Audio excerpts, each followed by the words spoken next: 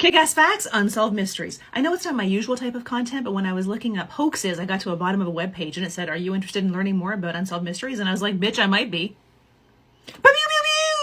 In December 1948, the body of an impeccably dressed man in a suit with polished shoes was found on Somerton Beach in Adelaide, Australia.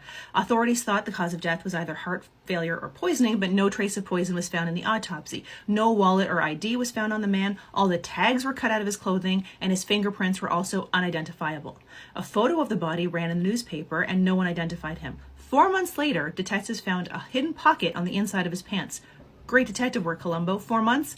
Inside the pocket was a rolled up piece of paper from a rare book called the Rubaiyat. It had the words Tamam Shud on it, which means it has ended. Authorities created a bust of the man, embalmed him, and then buried him. 8 months later, a man walked into a police station and said that just after the body was found, he found a copy of the Rubaiyat in the back of his car that was parked near the beach. It was the book. Part of the final page was torn, and it matched the piece of paper that was found in the Somerton man's pants.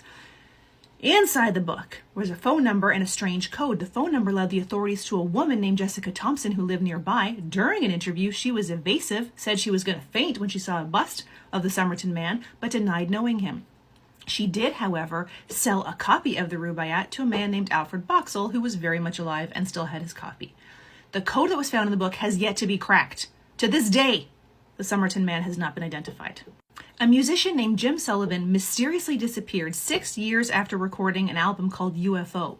The 1969 album featured strange lyrics about leaving his family and being abducted by aliens. Sullivan left Los Angeles on March 4, 1975 to drive to Nashville. He was alone. The next day, after being cautioned by a highway patrol officer about his driving, he checked into the La Mesa Hotel in Santa Rosa, New Mexico. Later reports suggest he didn't sleep there. He left the key inside the room, bought some vodka at the town store, and then he was seen the following day about 26 miles away at a remote ranch owned by the Jannetty family. His car was later found abandoned at the ranch, and he was reportedly last seen walking away from it. The car contained his money, papers, guitar, clothes, and a box of unsold records. Search parties failed to find any trace of him. Sullivan's records, especially UFO, developed a cult following in later years. In 2010, the founder of Light in the Attic Records decided to reissue UFO and made serious attempts to uncover the mystery around Sullivan's disappearance, interviewing many of the people who knew him and those involved in the recordings.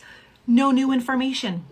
On September 29, 1982, 7 people in the Chicago area ingested poisoned Tylenol pills, collapsing and dying shortly after. One of the victims, Adam Janis, he ingested the Tylenol and then died at the hospital. When his family came to mourn him, Stanley Janis and his wife Teresa took a Tylenol, both, and they died, making it 3 deaths from the same family in the same day.